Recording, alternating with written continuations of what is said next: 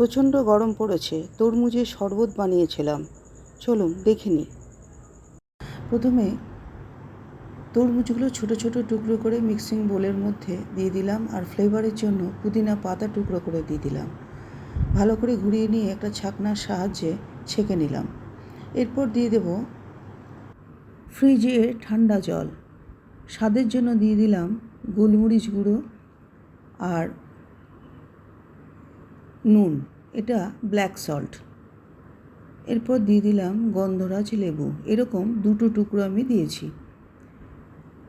তারপর খুব ভালোভাবে নাড়াচাড়া করে গুলিয়ে নিয়ে গ্লাসে ঢেলে দিলাম।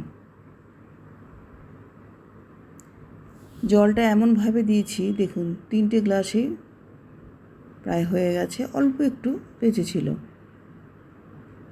এরপর দিয়ে দিলাম পুদিনা পাতা, ছোট ছোট করে কাটা ছিল সেইগুলো।